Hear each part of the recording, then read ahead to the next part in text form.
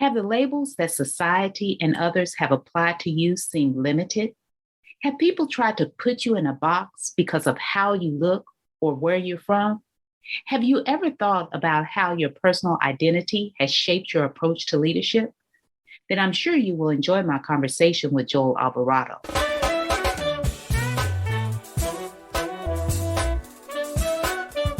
Welcome to the Empowerment Zone with Ramona Houston, where we zone in on Black and Brown relations and our journey to empowering our communities.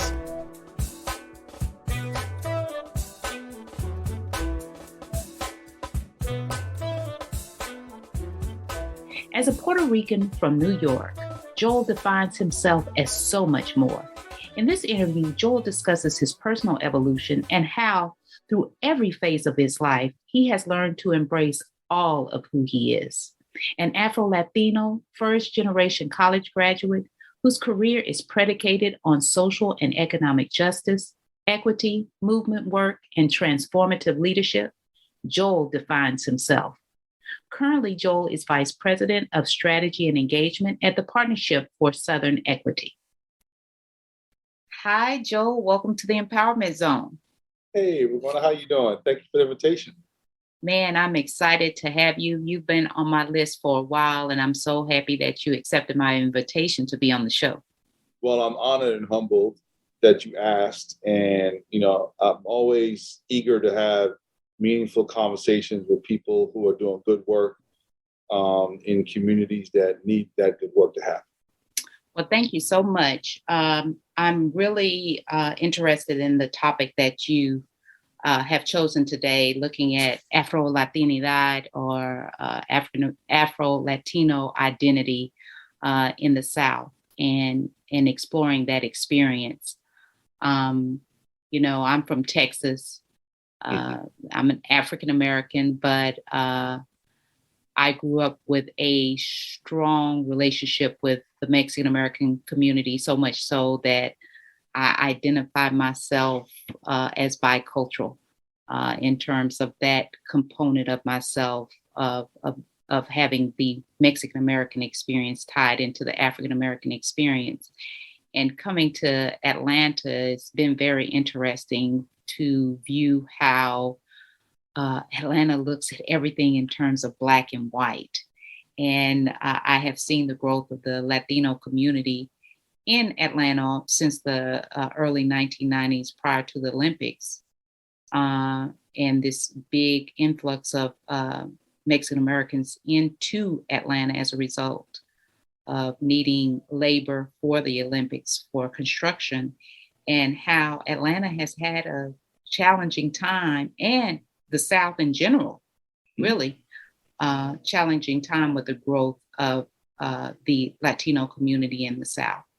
Agreed. So yeah, so tell me your experience being Puerto Riqueño in Atlanta in the South, and how you view this whole experience. Well, I've been in Atlanta and in the South since 1991, when I came down from New York City to go to Morehouse College. And, growing up in New York, in retrospect, I realized I grew up in a very diverse neighborhood in Bushwick in Brooklyn, New York. And it was diverse not because there were white people there, but it was diverse because there was so many different Black and brown people from so many different parts of the world, right? And so I would live on a block and you would have African Americans, Salvadoranians, you would have Dominicans, you would have Jamaicans, Haitians, Ecuadorians, just a whole host of people. I went to Catholic school as well.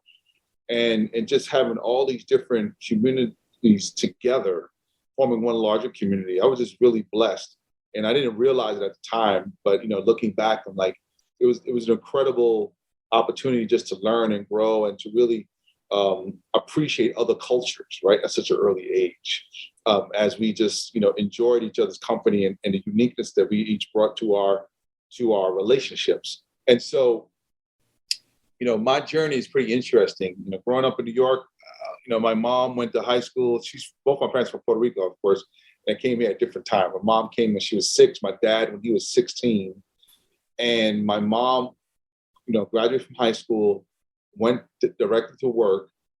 She wanted to go to college and would have been eligible to go to college, but she didn't realize she could work and go to college at the same time. So it's, the challenges that a lot of first gens just, I don't know, and there's nobody guiding you and helping you. So you make a decision that will have a lifetime impact. I believe my mother could have done very well in college, and who knows what career she could have, that could have led her into, right? But she ended up having a decent career working for New York Telephone in middle management. But again, she didn't get to realize the full breadth and scope of her potential because she didn't get to go to college.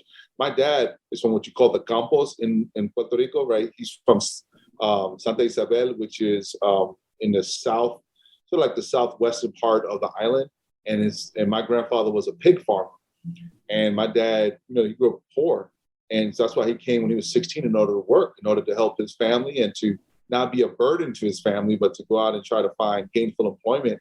And my dad never went to high school. And he fortunately was able to find a good union job as an elevator operator. And he worked that for like 40 years of his life. Wow. And was able to provide him a livable salary, benefits, retirement, and be able to contribute to his household, even though he didn't have, education beyond middle school. And so, which is one of the reasons I'm always deeply supportive of unions, because they give people like my dad a chance to earn a salary and to live a life that, if not for unions, they may not be able to enjoy. Right? So true. To help people move to the middle class who may not have the education or other resources to do so. Right? But they have great work ethic, and they have a mind for work. They just need people to represent their interests. So I'm always supportive of unions. But in any way, my journey really began around 6 years old, sort of a self-identity. We were planning going on a trip to Puerto Rico, and my mother's, one day she had a conversation with me before we left. She said, "Joel, let me talk to you a second." I said, I asked her what it was, and she explained to me that my grandmother looks different than we do. She's a lot darker than we are. Mm-hmm. And she was telling me this because she didn't want me to blurt out anything or make any comments about her, right? Mm-hmm. Which I found odd. And, even I said, like, why would I do that? But like, okay, I'll I'm not going to argue with you, but that's fine.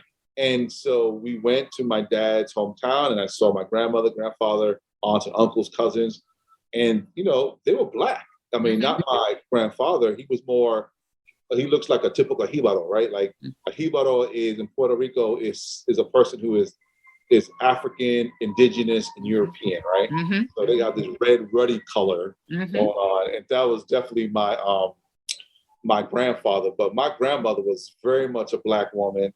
My father's brothers and sisters were very much Black. My cousins were very much Black. His cousins were definitely Black. And I just noticed that, I had a lot of Black friends in New York. So I'm just noticing, I'm doing in my mind a comparative. I'm looking at them. I'm looking at my friends in New York who are African American or Jamaican or Haitian. I'm like, wow, they look like these folks I know back home. Mm-hmm. Like, okay. And so it wasn't until I got into high school and I started just reading a little more, talking a little more, and I started thinking a little more. I was not a stellar student in high school. I've always been smart, but just not really, what's what I'm looking for, dedicated to education. I was more dedicated to basketball, clothes, and girls. And the priorities changed every day, right? And I figured out that if I got a 75 in high school, that was high enough where my parents didn't bother me and educate, and teachers didn't bother me, and where I do the least amount of work, right? So that's how dedicated I was to education. And so in any event, I started, when I was in high school, I hung out. It's funny you talk about how in Atlanta it's very binary, right? In Georgia, in the South, it's very binary, right? Black and white. In high school, you remember high school, how it's very cliquish. You have all these different groups, right? And so you just sort of gravitate to the group that you think is most representative of who you are and what you enjoy, right? Mm-hmm. And we have some sort of cultural affinity with. Well, I gravitate to the African American, and so all my friends were African American. That's who I hung out with. more times than not, I was the only Puerto Rican amongst them, but they saw me as equal. They didn't treat me any different. And we were all, brothers, that just hung out, played basketball, and all liked the same things. But it had me thinking back to when I was 6 again and saying, I'm looking at my friends and I'm reminiscing about my family in Puerto Rico. And I'm like, if my family looks like my friends and my friends are Black, then my family's Black. And if my family's Black, what does that make me? Who am I? Right? I must be Black too. Now, just because I might not look as phenotypically Black as my cousins doesn't make me any less Black. Right? And so I started really thinking about that. And then I started really embracing the fact that I'm Black too. Right? But the problem is, at the time as a teenager, what I didn't have was the language, the theory to be able to fully express who I am. I didn't know about intersectionality, right? Correct. I didn't know about other terms that and concepts that I can use to better articulate who I am as a human being, and be able to not position myself where I have to choose between one or the other, but I can live my life as an and statement, right? Not as an or statement. And so at the time, I basically just sort of lived my life as an African American. That was the culture and identity that I had, and everything. I was very much comfortable in that space, right? And also part because I had very little knowledge of what it meant to be Puerto Rican, which I find really ironic because I'm growing up in Brooklyn, New York, in a very large and Latino population. But that doesn't mean that you learn to be Latino by osmosis, right? It's not like just because I live amongst Puerto Ricans, I'm going to learn how to be Puerto Rican. I mean, it's more to that, right? Culture is complex, and the transmission of culture is more complex than that. And part of it, I think, is because my parents made a conscious decision to not teach me Spanish and to just have me grow up speaking English only. They did that because they saw my cousins were a little older than me. They grew up in a household where they spoke Spanish. And then when they transitioned to go to school, they had real challenges regarding language. And I think that made my mother fearful. She didn't want me to have to experience those types of challenges. So they made an agreement that I would just learn English and would not learn Spanish. And I understand the rationale, being a parent now, the decisions you make. I think in retrospect, I wish that they did not make that decision because I feel like I lost so much in learning how to speak Spanish. And so, especially it's been both my parents spoke Spanish fluently, right? Especially my father, who that man has been living, like I said, he was 16. He's like, my dad, like 74 now. He's been living in the United States, and he still has the thickest accent you would ever find in a person, right? He's not giving up his Spanish for anyone, right? And so I could have learned the language so easily, right? And I could have done both. But I understand the fears that my mother had, and she didn't want me to be stigmatized or to have any educational challenges. So I understand her rationale, especially being a parent now. So nonetheless,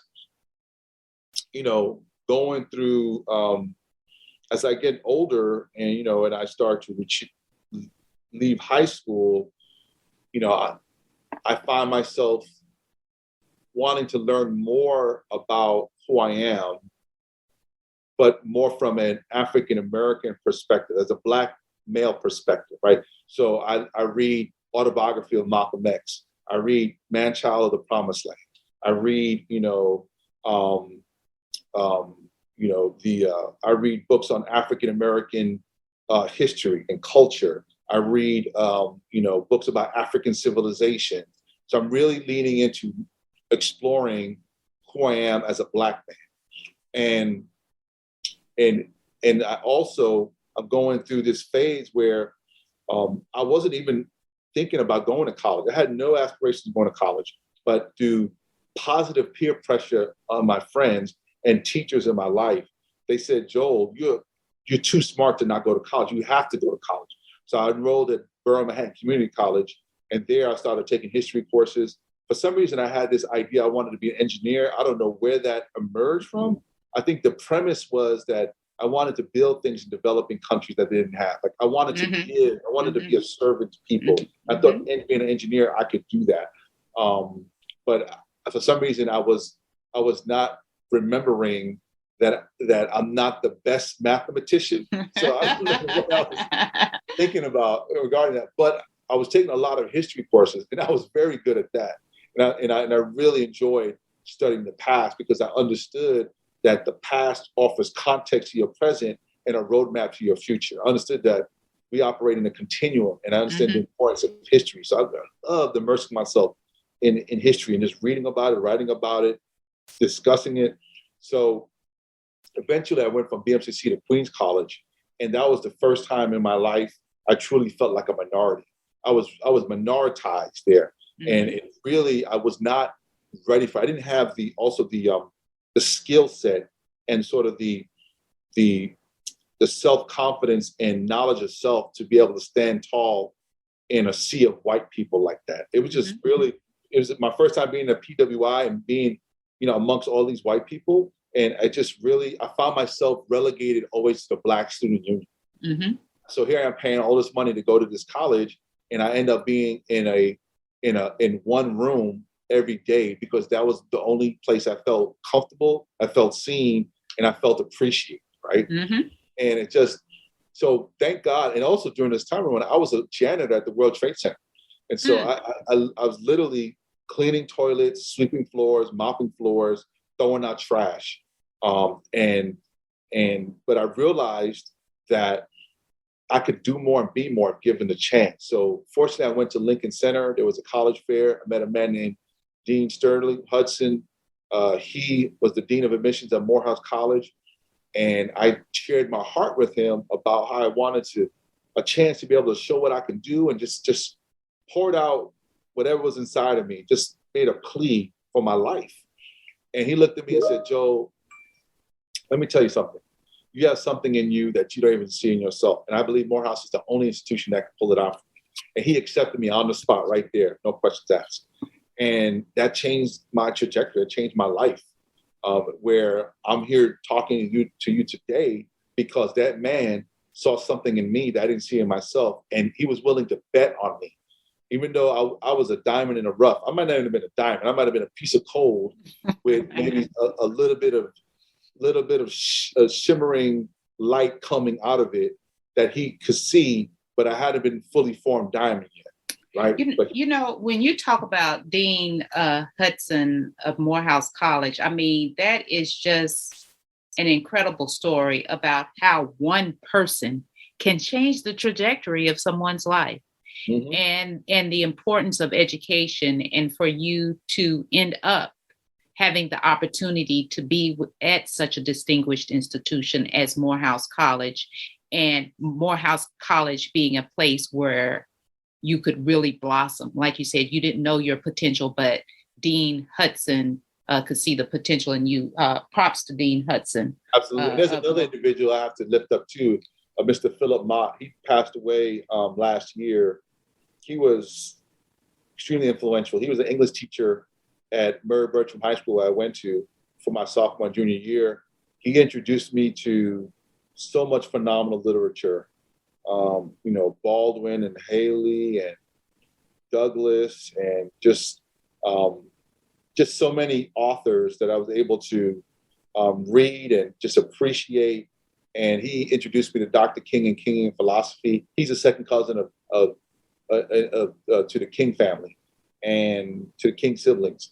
And because of him, I was able, in 1985, I was able to recite one of Dr. King's speeches before Coretta Scott King with some other students.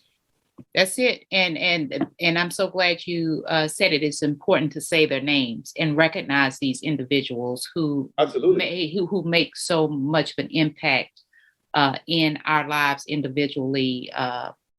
Educators don't get the props that they need to get in terms of changing. What this brother did beyond just that, right? He helped convince me to go to college, right? But then one day he saw me working as a working in the World Trade Center as a janitor. And I saw him and I said hello to him. He ignored me, right? He tried his best to act like he didn't see me. He told me later the reason why he didn't say anything to me because he was so hurt seeing me like that. Mm-hmm. Like the last thing he expected of me was to be in that situation, right? He expected so much more. So when I found out I got into Morehouse, I called him. And for those who are listening, you know, I had to like go through the yellow pages. I had to call on the landline. Some of you may not realize what those are. You might want to Google what a yellow pages is and what a landline is. But I had to, you know, go through some effort to find him, right? So I called him. I told him I got accepted from Morehouse, that I wanted to get a reference from him. Not only did he agree, but he said, and I told him I had to go down to Atlanta to do my interview. He said he'll go down with me. He said, schedule the, and this is like 2 years after I graduated from high school, right? Actually, 3 years after I graduated from high school. And so he said, go ahead and schedule your interview around King Week, because I'm going down for King Week and I'll go down with you and I'll take you through everything you need in regarding King Week. And so I went down with him during King Week and he had me stay in Yolanda King's house, the eldest daughter of Dr. King.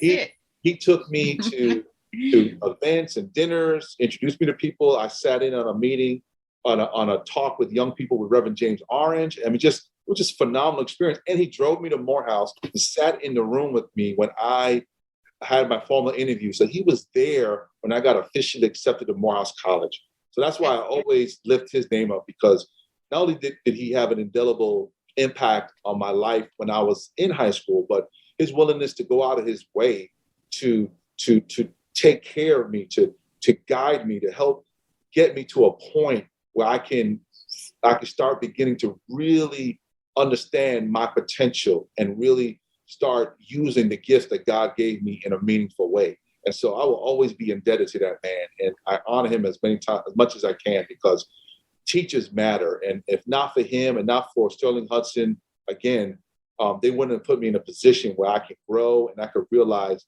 who I am and what I can possibly become as a human being, as a man in this country that we live in.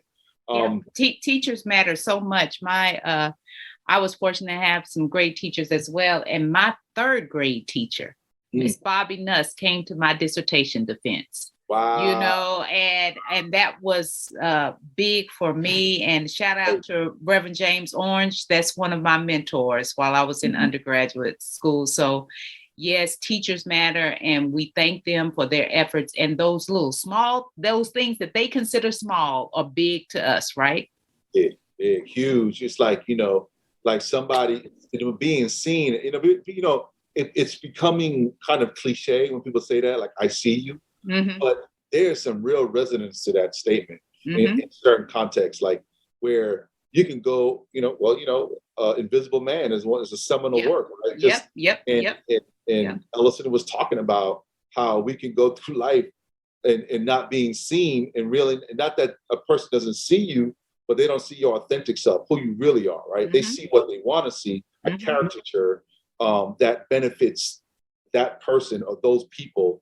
They want to make you into something that will benefit them, so that their actions towards you, they feel comfortable in whatever they do, whatever harm they cause you, whatever they benefit, they accrue from that harm, that they feel justified in doing so because of the caricature or whatever they define you to be. So anyway, kind of going back to start Morehouse, and Morehouse was definitely a significant phase in sort of my evolution of thinking about who I am and being Afro-Latino, because what it did was it's allowed me the space to grow, which I find it really ironic. Like I told people all the time, it wasn't until I got to Morehouse where I started really appreciating, understanding my being Latino, right? Because part of it is because of history, being a history major and just learning history and learning about how I came to be as a person. I'm Afro-Latino in this current state, but there's a history of how I became who I am as a human being, right? There's a process that led to me coming into existence, right? At a certain time in human history, in the Western Hemisphere, people like me did not exist, right? But do the forced interaction between Europeans, indigenous people, and Africans that were transported over here through the slave trade, people like me emerged, right? And so I started really going deep into just understanding the history of being Black in Puerto Rico, right? What was slavery like in Puerto Rico, right? Who were some people of African ancestry from Puerto Rico who were prominent, right? Like Jose Campeche is an artist of renown during colonial times, who was a mulatto, right? Ramon Betance was a doctor who was trained in France, who was an abolitionist who fought in the Grito de Lares for the liberation of Puerto Rico, who did everything he could in order to try to liberate Black people who were enslaved on the island. Pedro Albizu Campos, right? El Maestro, he was the father of the Puerto Rican nationalist movement, Harvard-educated lawyer, friend of Du Bois, a Black man who had a position of leadership in the community, right, and on the island. You had Celso Barbosa, who was an educated man from the University of Michigan, who was an African Latino who was part of the group of Puerto Ricans that was trying to figure out what their reality is going to be after the 1898 Paris Treaty that ceded Puerto Rico to the United States, along with Guam and the Philippines and Cuba for a year. And so he was part of the group of Puerto Ricans that were trying to figure out what their reality was going to be. So I would start just immersing myself, Ramona, and just really trying to understand what it means to be Black and Latino, and really starting to develop this idea that I can tell people confidently that I'm both Black and Latino, right? Yep. That I'm not going to allow myself to be caught up in sort of this binary conversation, right? Because it doesn't do me any good, right? If I become a part of the Black community in that binary, what's the definition of Blackness that I have to ascribe to? Can I be who I want to be as a Black man, or do I have to be what is prevailing regarding how people define Blackness in that group, right? And so, I just went through the whole process, but you understand that, you go to HBCU, there's so much culture, there's so much history. It's so much diversity. So much diversity. Say that, for real. Matter of fact, let me tell you this story. It's so funny. I remember the late Maynard Jackson. I was working in DeKalb County in government there. And so he's there and we're talking. And he said, Joel, did you know that in the 1950s, when he was at Morehouse, he said the maroon tiger sharks, the swim and dive team, he said the majority of them were Puerto Ricans from New York, right? And so I don't know how we got to the point where he shared that with me, but I found that as incredible bit of history that I did not know, that this idea of African Latinos attending HBCUs is not a new concept. He was explaining to me that 50, 60 years ago, you had Puerto Ricans who believed that attending an HBCU was in their best interest, that they can go there and feel very comfortable and be a part of that community. And so they just gave me a sense of pride and realization that I'm not alone in my journey, that there are others like me who are both Latino and Black, and realize that HBCUs is as welcoming and as enriching and as nurturing for me as it is for them. And so even Tuskegee School of Veterinary Medicine also had a large group of Cubans and Puerto Ricans to attend their school as early as 50 years ago too. So this is a history that, like you said, has not been told about historically Black colleges and universities. Absolutely. And so, the work I'm doing is more applied research, looking at phenomena in its current state. But I think that more historical work has to be done regarding this to help build some context to be able to say that there is a history, because you, as a historian, you well know that people don't believe there's a history until somebody puts it on paper, right? And so we need for folks to put it on paper and say, you know, there are lived stories of people throughout the United States of regarding the HBCUs of Latinos attending and having incredible experiences, enriching experiences, and contributing to the culture and contributing to sort of to what makes HBCUs so unique and so special, right? So let me ask you this. What would you say, you know, because all of us go through our own personal development in terms of how we identify ourselves. You know, I've been through it, you know, in terms of claiming my Mexicanness, if you will, along with the being African American. And you talked about intersectionality. If you were speaking to others about having these multiple identities, you talked about the various stages of your lives that helped you to develop your identity. Correct. What would you say to those individuals, particularly young people, as they explore who they are and attempt to define who they are and embrace all that they are without having to be, like you said, binary, and having to choose how they identify in certain environments? Well, what I would say to them is, I think this is just a true statement, regardless if it's race or sexual identity or gender identity, what have you. You know, be honest with yourself. If you realize who you are and be that in the world, right? And because that is how you're going to live a powerful life, right? When you have to hide who you are as a human being, that means you're hiding a part of you. You're hiding a part of you that makes you who you are. So it's like trying to fight someone with one arm behind your back.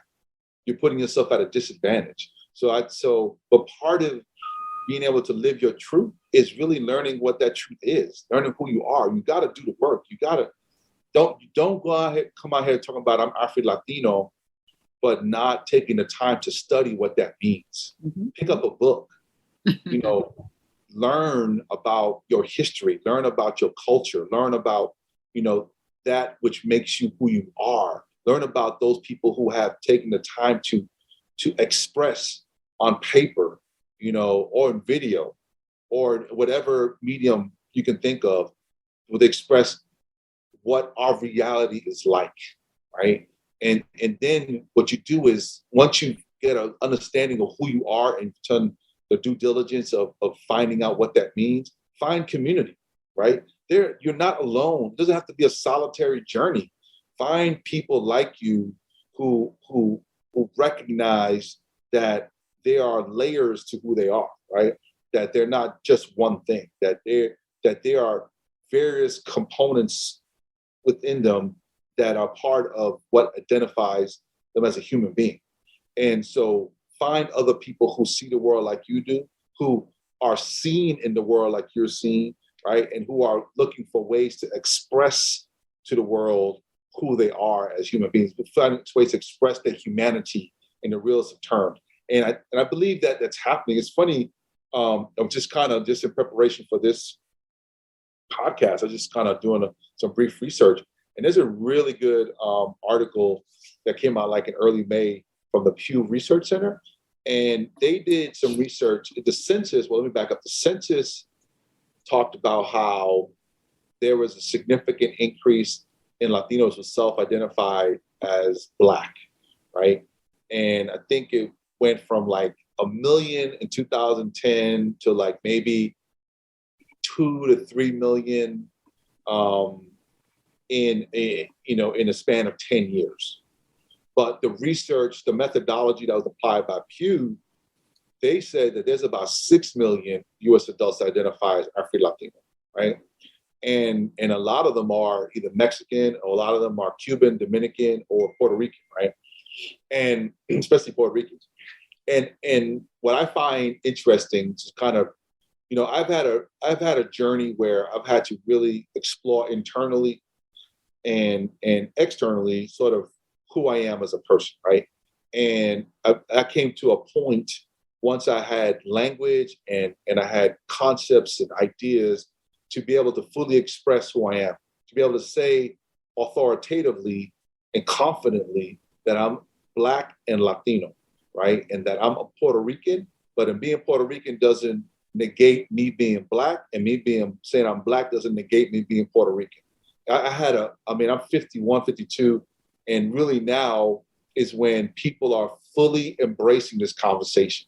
That there's been such a boom in opportunities for me to be able to have meaningful conversations like I'm having with you, Ramona. And so I appreciate those chances to do that.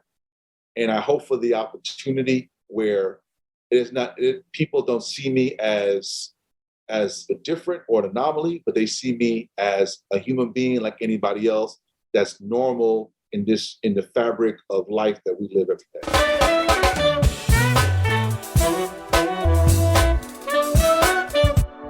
I'm a big advocate for higher education, and I know you are too. Could you give all of those people out there who want to attend college or who are in college a strategy for college success? And can you begin by telling us what college or colleges did you attend? And I know you're in college now. And what were your major or majors? And what strategy would you give a student to ensure that they're successful in college? I started off at Birmingham Community College. Then I went to Queens College. Then I graduated from Morehouse College with a BA in history. And then I graduated from Clarkland University with a master's in public administration with a concentration in public policy. I'm currently pursuing my doctorate in higher education administration with the hopes of one day becoming a college president from the University of Alabama, focusing on Afro-Latinos in HBCUs, particularly the Atlanta University Center. And so what I would tell people who are, especially first gens, who don't have the educational capital at home to help guide them. Like my son doesn't have to worry. He has two parents who can guide him through the education maze, right? Higher education maze. But for those many who like myself and my wife who didn't have people like that, I would say that one, persistence is key, right? You have to. Sometimes you're going through the process of getting education. There's a lot of stops and starts. And sometimes you might not see the light or the end of the tunnel, but you have to keep moving forward. Because Ramona, I should have easily, any statistic, as you know, education, any statistic you want to use, I shouldn't even be where I'm at right now, right? Mm-hmm. The fact that my parents didn't go to college, the fact that I went to all these different colleges, the fact that I failed 2 to 3 entrance tests to the community college, mm-hmm. right? Mm-hmm. Any statistic you can think of, I should have long dropped out. But thank God I had God and I had a belief in myself where I kept moving forward, right? So one, persistence is key. Do not quit on yourself. 2, go to college, get an education, so that way you can find a career where you can intersect your profession with your passion, right? Don't go to college to get a job. Go to college in order to find a career where you can make a difference, where you can wake up in the morning and feel happy about what it is that you're doing. Me, I work for a social justice organization where I am a vice president for strategy engagement, and we fight in order to end structural racism in the American South and to push a racial equity agenda. That gives me joy. That makes me happy, and I'm glad I can intersect my profession with my passion. And the last thing I would say is take the time to develop yourself while you're in college. It is a phenomenal time in a person's life to be in college. Everything is new, all these ideas, all these just so much just is revealed to you when you're in college. Fully enjoy that experience, right? And take the time to develop yourself as a human being, because who you become at the end of your 4 years in college or however long you take to get your degree or beyond that it's not only going to be determined by what you learn in the classroom, but also what you learn outside the classroom. So take the time to put enough energy in learning outside the classroom as you do inside the classroom, because you'll find out that they are compatible and that they will make you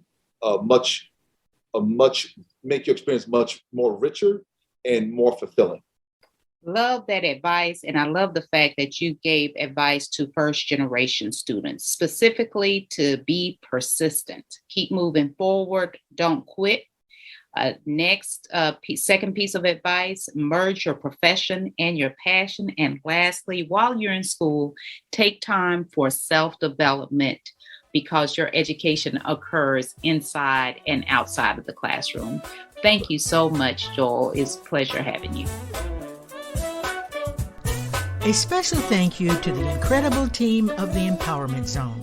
Terry Gully, theme song, NADWorks, digital support, and of course, our featured guest. If you enjoyed my podcast, please subscribe. We are on all of your favorite podcast platforms. Be sure to rate us on Apple Podcasts too. Thank you for your continued support.